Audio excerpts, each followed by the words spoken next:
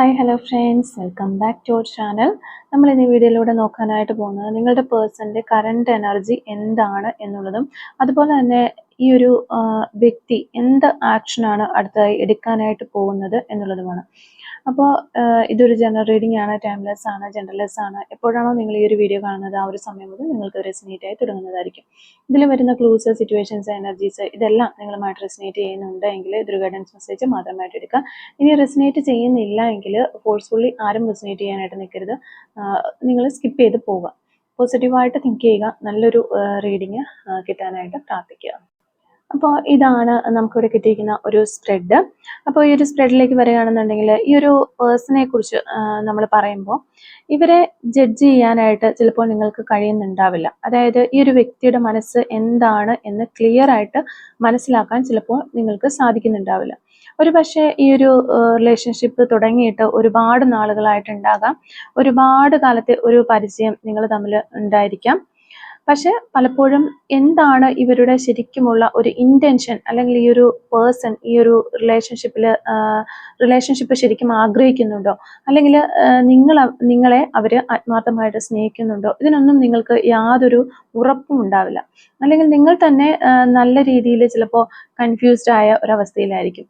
എന്താണ് സത്യം, അല്ലെങ്കിൽ ഏതാണ് യാഥാർത്ഥ്യമായിട്ടുള്ളത് എന്ന രീതിയിൽ നിങ്ങൾക്ക് തന്നെ ഒരു പിടിയും കിട്ടാതെ നിൽക്കുന്ന ഒരവസ്ഥയായിട്ടാണ് നമുക്കിവിടെ കാണുന്നത്. അപ്പോൾ ഈ ഒരു പേഴ്സണെ നമുക്ക് മനസ്സിലാക്കാനായിട്ട് സാധിക്കാത്ത ഒരു വ്യക്തി. ആക്ച്വലി ഈ ഒരു റിലേഷൻഷിപ്പ് എന്ന് പറയുമ്പോൾ നിങ്ങൾക്ക് ശരിക്കും കൂടത്തിൽ കൊണ്ടു നടക്കാനും വയ്യ, അതായത് ഉപേക്ഷിക്കാനും വയ്യ എന്നുള്ള ഒരവസ്ഥ.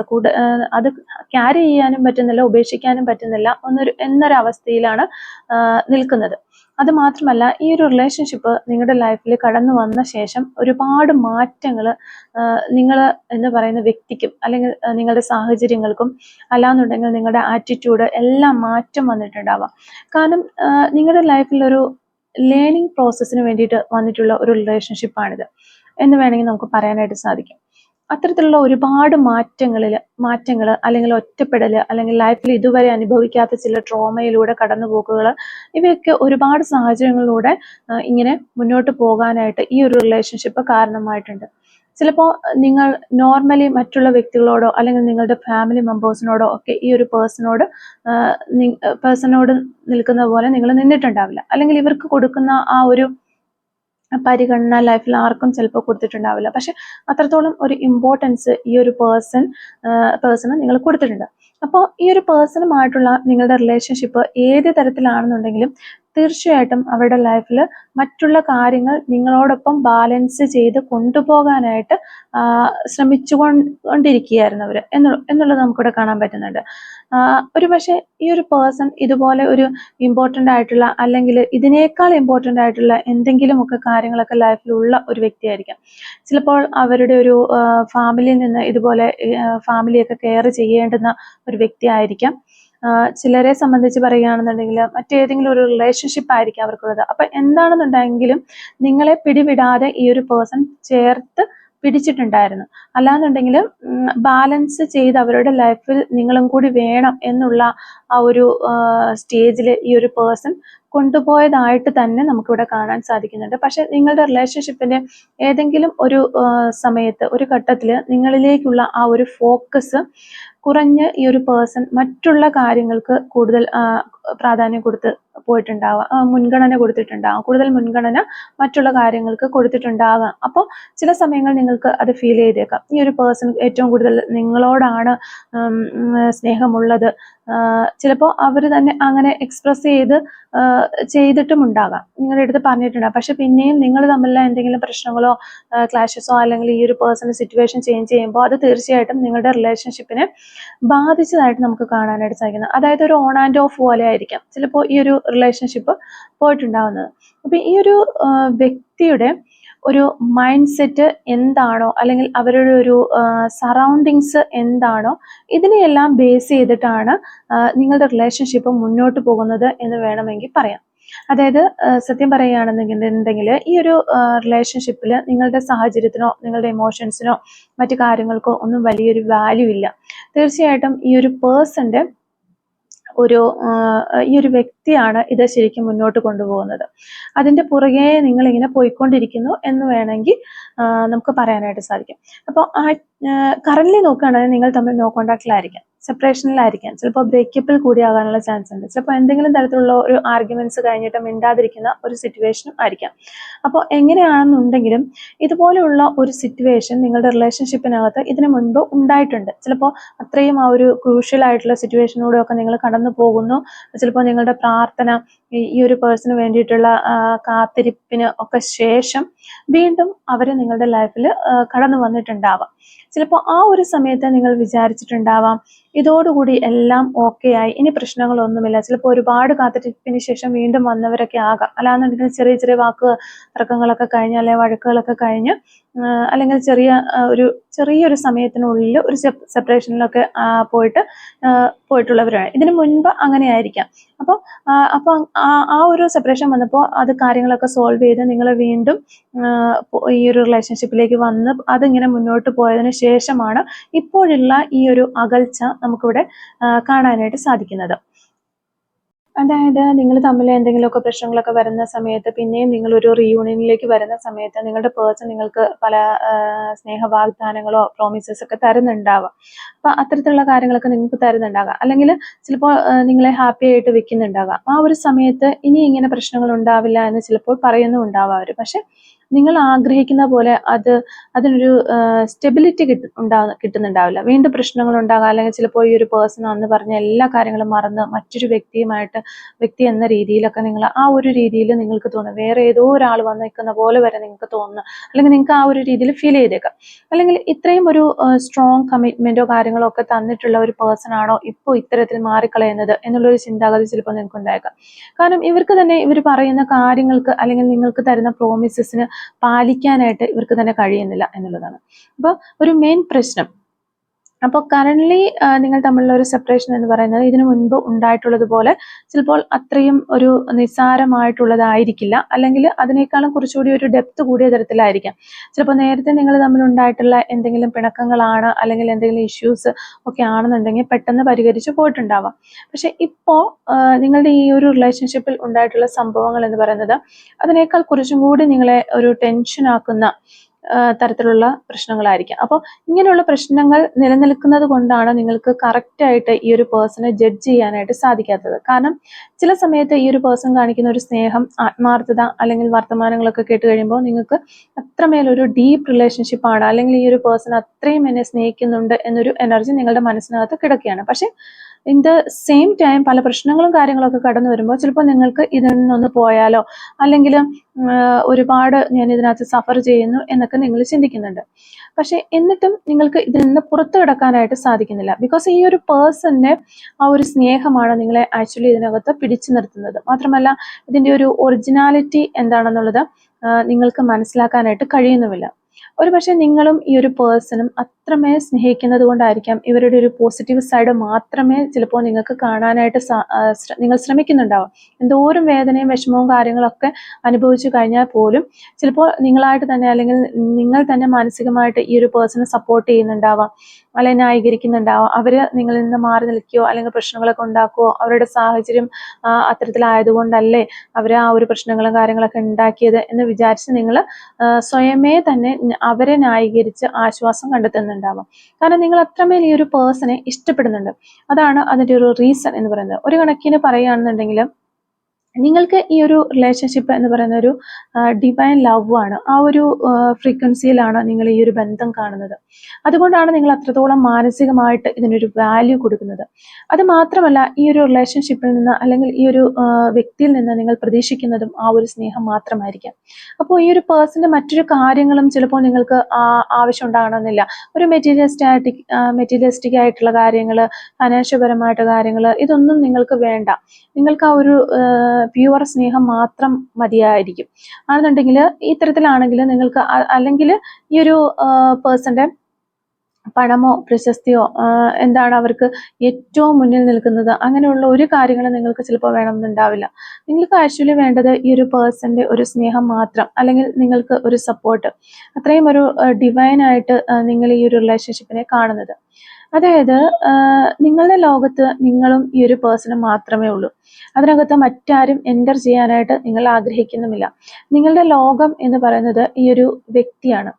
അതേസമയം നിങ്ങളുടെ പേഴ്സൺ എന്ന് പറയുന്നത് ഇതിന് നേരെ എതിരാണ് എന്ന് വേണമെങ്കിൽ നമുക്ക് പറയാം.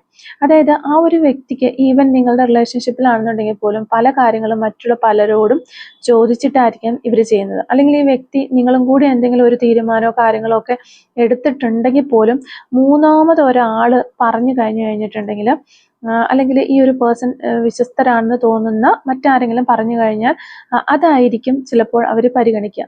അതായത് പലരുടെ കാര്യങ്ങളൊക്കെ അഭിപ്രായങ്ങളൊക്കെ സ്വീകരിച്ച് അല്ലെങ്കിൽ പലരിൽ നിന്ന് കാര്യങ്ങളൊക്കെ കേട്ടതിന് ശേഷം ആ ഒരു പേഴ്സൺ ഒരു തീരുമാനമെടുക്കും. അല്ലാതെ നിങ്ങളുടെ ഒരു അഭിപ്രായത്തിൽ നിന്ന് മാത്രമല്ല അവരൊരു തീരുമാനങ്ങളൊക്കെ എടുക്കുക.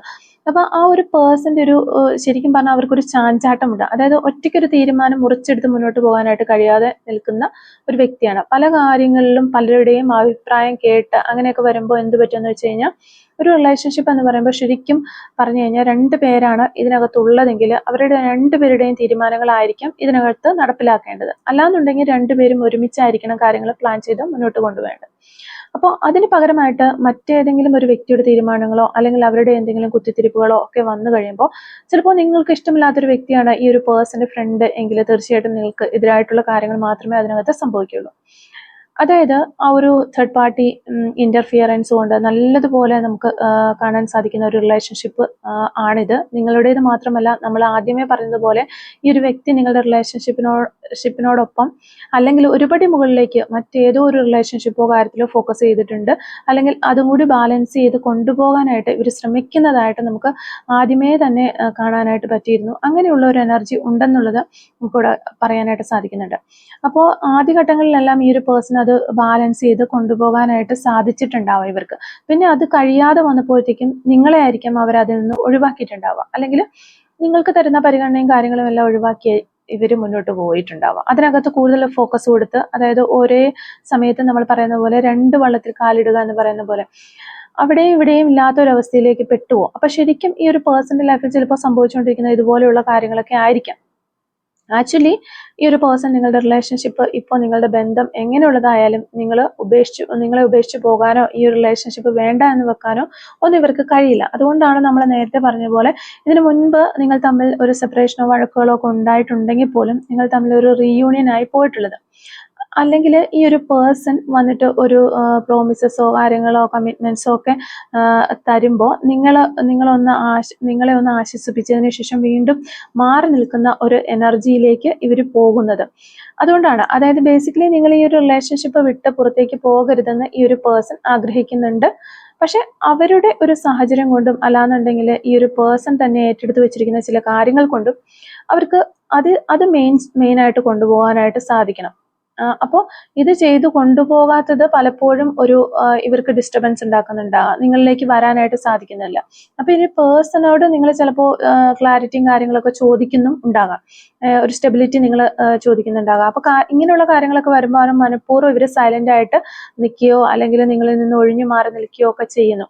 അപ്പോൾ കറന്റ്ലി നമ്മൾ നോക്കുകയാണെന്നുണ്ടെങ്കിൽ ഇപ്പം നമ്മൾ പറഞ്ഞതുപോലെ തന്നെ നിങ്ങൾ തമ്മിൽ ഒരു സെപ്പറേഷൻ പീരീഡിലായിട്ട് തന്നെയാണ് നമുക്ക് കാണുന്നത്. അത് മാത്രമല്ല, ഈ ഒരു പേഴ്സൺ ഇപ്പോൾ തേർഡ് പാർട്ടി സിറ്റുവേഷനിലാണെങ്കിൽ തീർച്ചയായിട്ടും അവിടെ ഈ ഒരു പേഴ്സൺ ഒരു ഡിസ്ട്രക്ഷൻ അനുഭവിച്ചിട്ടുണ്ട്. അല്ലാന്നുണ്ടെങ്കിൽ ഈ ഒരു പേഴ്സൺ ഈ ഒരു വ്യക്തിയുടെ മനസ്സിന് വല്ലാത്തൊരു ആഘാതം ഉണ്ടാക്കുന്ന എന്തെങ്കിലും കാര്യങ്ങൾ അതിനകത്ത് ഉണ്ടായിട്ടുണ്ടാകും. പക്ഷെ നമ്മളിവിടെ ആക്ച്വലി ശ്രദ്ധിക്കേണ്ട ഒരു കാര്യം എന്ന് പറയുന്നത്, ഈ ഒരു തേർഡ് പാർട്ടി സിറ്റുവേഷന് അകത്ത് പ്രോബ്ലംസും കാര്യങ്ങളൊക്കെ ഉണ്ടായിട്ടും അല്ലെങ്കിൽ ഈ ഒരു പേഴ്സണിന് മാനസികാഘാതം ഉണ്ടാകുന്ന തരത്തിലുള്ള കാര്യങ്ങൾ ഉണ്ടായിട്ട് പോലും അവർ നിങ്ങളിലേക്ക് വന്നിട്ടില്ല, അല്ലെങ്കിൽ നിങ്ങളെ ചൂസ് ചെയ്തിട്ടില്ല എന്നുള്ളതാണ് നമുക്കിവിടെ വ്യക്തമാകുന്ന ഒരു കാര്യം.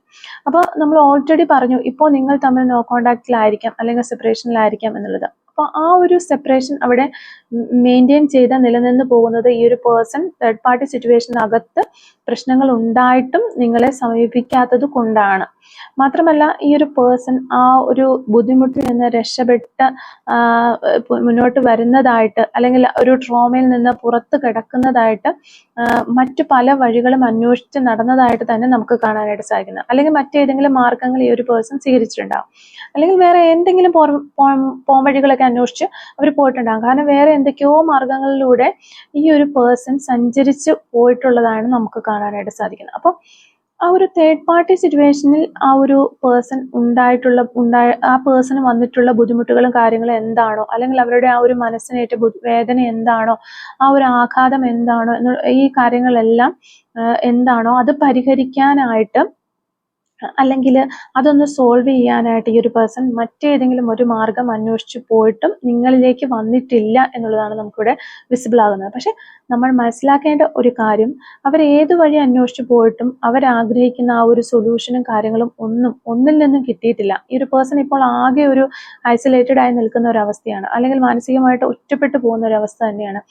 അവർ ഏതൊക്കെയോ ഒരു പരിഹാര മാർഗങ്ങൾ ഇപ്പോൾ ചിന്തിച്ചിട്ടുണ്ടെങ്കിലും, അല്ലെങ്കിൽ എന്ത് സൊല്യൂഷൻസ് ആണ് അവർ കണ്ടെത്തിയിട്ടുള്ളതെങ്കിലും അതിൽ നിന്നെല്ലാം ഒരു റിസൾട്ട് അവർക്ക് കിട്ടിയിട്ടില്ല എന്നുള്ളതാണ്. അപ്പം അവസാനം ഒരു പക്ഷേ ഈ ഒരു പേഴ്സൺ ഇത്രയും ബുദ്ധിമുട്ടുകൾ ഉണ്ടായിട്ട് നിങ്ങളുടെ റിലേഷൻഷിപ്പിലേക്ക് ഇതുവരെ തിരിച്ചു വരാത്തതിന്റെ ഒരു റീസൺ എന്ന് പറയുന്നത്, നിങ്ങൾ തമ്മിലുള്ള ആ ഒരു സെപ്പറേഷൻ ഉണ്ടാകുന്നതിന് മുൻപ് ചിലപ്പോൾ അതുപോലെയുള്ള ക്ലാഷസ് ആയിരിക്കാം നിങ്ങൾ തമ്മിൽ ഉണ്ടായിട്ടുള്ളത്, അല്ലെങ്കിൽ വളരെ സൈലന്റ് ആയിട്ട് ഒന്നും മിണ്ടാതെ നിങ്ങളിൽ നിന്ന് മാറിപ്പോയിട്ടുള്ള വ്യക്തികളുമായിരിക്കാം. അപ്പൊ നിങ്ങൾക്കൊരു പിടുത്തവും കിട്ടാത്ത രീതിയിൽ എല്ലാം മാറ്റിമറിച്ച് തന്നിട്ട് ഒന്നും മിണ്ടാതെ പോയിട്ടുള്ള ഒരു വ്യക്തിയുടെ ആ ഒരു എനർജിയിൽ പോയിട്ടുള്ള വ്യക്തികളാണെന്നുണ്ടെങ്കിൽ, അല്ലെങ്കിൽ നിങ്ങളായിട്ട് തന്നെ പറഞ്ഞ് കൊടുത്തിട്ടുണ്ടാവാം ഈ ഒരു തേർഡ് പാർട്ടിയുമായിട്ട് ഓവറായിട്ടുള്ള ആ ഒരു ഇന്റർഫിറൻസ് നിങ്ങളുടെ നല്ലതിനല്ല, അല്ലെങ്കിൽ നിങ്ങൾക്ക് എന്തെങ്കിലുമൊക്കെ പണി കിട്ടും എന്നൊക്കെ നിങ്ങൾ പറഞ്ഞു കൊടുത്തിട്ടും വീണ്ടും അവർ പോയിട്ടുണ്ടാകാം ആ തേർഡ് പാർട്ടിയിലേക്ക്. അപ്പോൾ അങ്ങനെയുള്ള ഏതെങ്കിലും ഇഷ്യൂസ് ഇതിനകത്ത് ഉണ്ടാകാനുള്ള ഒരു സാധ്യത നല്ല രീതിയിൽ തന്നെ നമുക്ക് കാണാനായിട്ട് സാധിക്കുന്നുണ്ട്.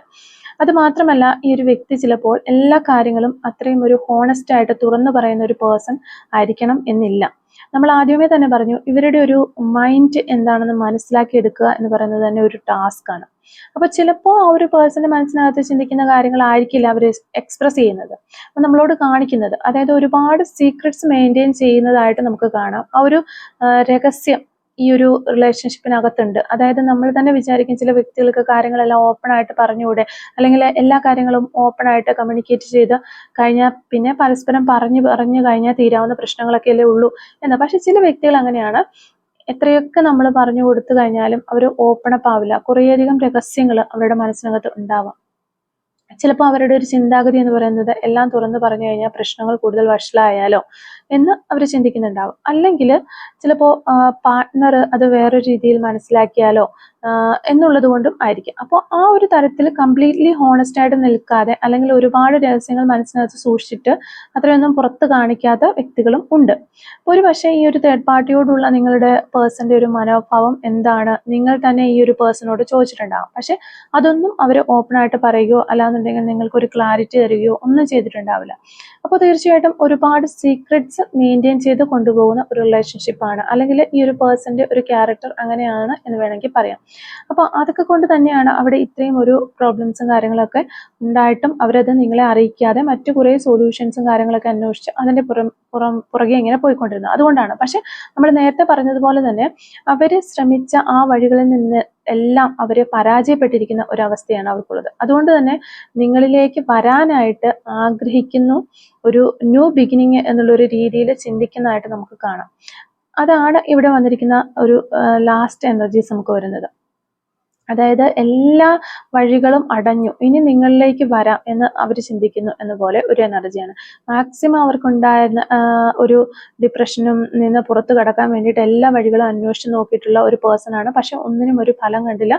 അതുകൊണ്ട് തന്നെ അവരുടെ അവസാന ആശ്രയമായിട്ട് അവർ നിങ്ങളിലേക്ക് തന്നെ വരുന്നുണ്ട്. മാത്രമല്ല നമ്മളിവിടെ കാണുന്നത് പോലെ തന്നെ ഒരു ന്യൂ ബിഗിനിങ്, അല്ലെങ്കിൽ നിങ്ങൾക്കൊരു ന്യൂ ഓഫർ തന്നുകൊണ്ട് ഈ ഒരു പേഴ്സൺ നിങ്ങളിലേക്ക് വരുന്നു. അപ്പോൾ നമ്മൾ നേരത്തെ പറഞ്ഞതുപോലെ ഇതിനു മുൻപ് നിങ്ങൾക്ക് ഓഫറൊക്കെ കിട്ടിയിട്ടുണ്ടാകും. പക്ഷെ ഇത്തവണത്തെ ഒരു കാര്യം എന്ന് പറയുന്നത് നമുക്ക് ആ ഒരു ഫ്ലോയിങ് ലവ് ഭയങ്കരമായിട്ട് ഫ്ലോ ചെയ്യുന്ന ഒരു എനർജിയാണ്. അപ്പോൾ തീർച്ചയായിട്ടും മാനസികമായിട്ട് ഒരുപാട് ഒരു സ്നേഹം നിങ്ങളോടുള്ള ഒരു സമയം തന്നെയാണിത്. ആ ഒരു സ്നേഹത്തിന് വേണ്ടിയിട്ടാണ് അവർ വരുന്നത്.